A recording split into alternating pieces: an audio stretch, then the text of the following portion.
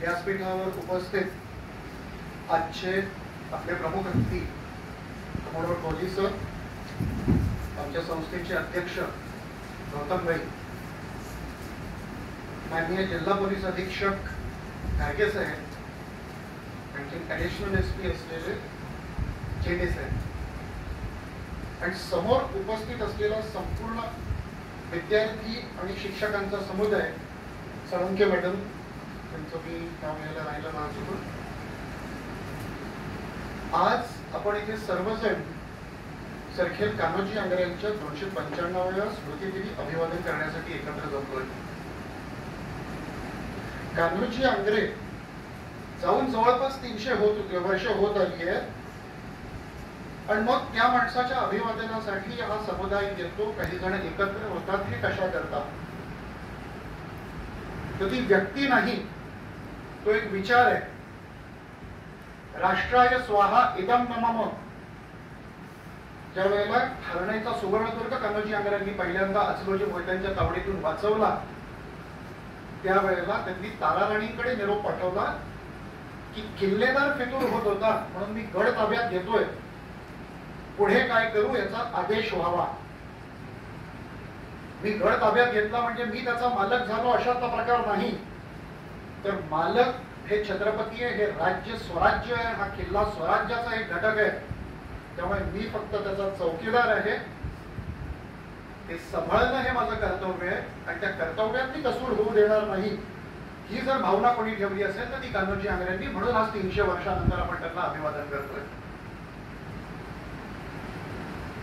ज्या वेळेला मालकीची भावना कमी होते आणि कर्तव्याची भावना वाढते, त्यावेळेला राष्ट्र उज्ज्वल आपले भवितव्य असतं, त्या राष्ट्राचं भवितव्य उज्ज्वल असतं. आणि ज्या वेळेला मालकीची भावना वाढते त्यावेळेला काय होतंय ते आजकाल आपण पाहतोच. आता माझ्या गळ्यामध्ये हा मी एक लाल रंगाचं उपकरण पांघरलेलं आहे. मी इथे आल्यानंतर गाडीत ते उपकरण घेतलं, ते विशेषत्वाने मला नमूद करायचं आहे. आज कान्होजी आंग्रेंची पुण्यतिथी आहे म्हणून विशेषत्वाने मला नमूद करायचं आहे. पश्चिम किनारपट्टी म्लेच्छ मुक्त करायचं स्वप्न छत्रपती शिवाजी महाराजांनी पाहिलं आणि ते आपल्या पराक्रमाने कान्होजी आंग्रेंनी ते स्वप्न साकार केलं आणि हा किनारा 100 वर्षांपासून पर्यंत इंग्रज पोर्तुगीजांपासून सिद्धीच्या अत्याचारापासून मुक्त ठेवला. आणि पूर्व किनारपट्टीवर ब्रह्मदेशाच्या बॉर्डर पर्यंत म्हणजे आसाम पासून ब्रह्मदेशापर्यंतचा भाग जर मोगली वरवंट्यापासून वाचवायचा असेल तर ब्रह्मपुत्रेचं द्वार रोखणं आवश्यक आहे, हे ओळखून लचित बरफुकननी मुघलांशी तिथे संग्राम केला. आणखी ब्रह्मपुत्रेपासून पुढचा भाग सगळा मुक्त ठेवला. ते हे आसामच्या अहोम राज्याचे प्रतीक आहे. म्हणून जोपर्यंत आपल्या सीमा सुरक्षित असतील तोपर्यंत हे राष्ट्र सुरक्षित आहे या भावना मनामध्ये बाळगणारे लोक जेव्हा असतात तेव्हा त्या राष्ट्राच्या सीमा सुरक्षित राहतात. आता आपण भारताच्या पश्चिम किनारपट्टीवर आहोत, तसं पाहिलं तर आपण भारताच्या सीमेवर आहोत. आपल्यानंतर इथे सध्या समुद्र सुरू होतोय, तर त्या सीमा संरक्षणाची जबाबदारी आपलीच आहे.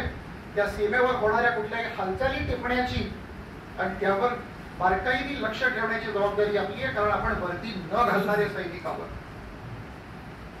वर्दीतले सैनिक तर त्यांचं कर्तव्य पार पाडतच असतात, पण सिव्हिलियन्स म्हणून आपण आपल्या हक्कांच्या बरोबर आपल्या थोड्या कर्तव्याची जाणीव ठेवणं आवश्यक आहे. म्हणूनच अशा प्रकारच्या कार्यक्रमांमध्ये आपण army, navy, air force, police, coast guard अशा मिलिटरी आणि पॅरामिलिटरी फोर्सेसना निमंत्रित करण्याचं हे महत्वाचं कारण आहे की त्यांच्या प्रती आपल्याला थोडीशी कृतज्ञता व्यक्त करायची गरज आहे की ते सीमेवर असतात. त्यामुळे आपण आपल्या देशामध्ये सुखाने, समाधानाने, आनंदाने राहू शकतो. आपली चीज वस्तू, मालमत्ता सुरक्षित राहू शकते.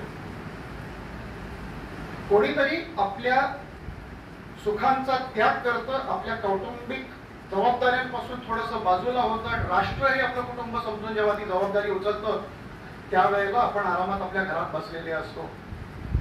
तर ही भावना प्रबळ व्हावी. आजपासून 300, 400, 500 वर्षापर्यंत अनेक लोकांनी आपल्या सीमांच्या रक्षणाकरता आपल्या प्राणांचा आहुती दिल्या. आज सुद्धा कित्येक लाख मंडळी आर्मीतली असतील, नेव्हीतली असतील किंवा एअरफोर्स मधली असतील, काही लाखाचं आपलं सैन्य दल आहे, ते या सगळ्या सुखांचा त्याग करून कर्तव्य बजावताना सीमेवर असतं आणि पोलीस, कोस्टगार्ड किंवा इतर जी दलं आहेत ती अंतर्गत सुरक्षा पाहत असतात. त्यामुळे त्यांच्यावरती कृतज्ञता म्हणून आंग्र्यांच्या पुण्यतिथीच्या निमित्ताने असे काही अधिकारी आपल्या समोर यावे म्हणून गाजचा प्रयत्न असतो. ही अधिकारी मंडळी कधी स्वतःहून स्वतःबद्दल बोलायला जात नाही, स्वतःच्या विभागाबद्दल बोलायला जात नाही, पण त्यांच्या कृतीमधून ते आपल्याला एक जगण्याचा उत्तम वस्तुपाठ देत असतात. अशा अधिकाऱ्यांच्या येण्याने आपल्यापैकी विद्यार्थ्यांना काही प्रेरणा प्राप्त झाली आणि त्यातून काही चांगले सैनिक घडले, तर मला वाटतं आपल्या देशाच्या करता आपल्या महाविद्यालयांनी, आपल्या प्रांतांनी एक चांगलं योगदान दिलं असं मानायला निश्चितच थोडासा वाव असेल.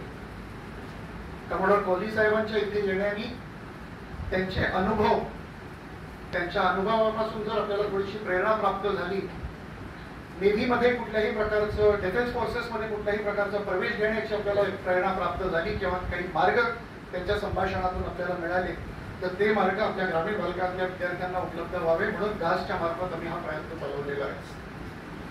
मला वाटतं माझ्या प्रस्ताविकामध्ये मी आजच्या कान्होजी आंग्रेंच्या पुण्यतिथीच्या निमित्ताने इथे होणार असलेल्या संभाषणाबद्दलचा माझा विषय मांडलाय. हेतू काय आहे हा मी मांडलेला आहे.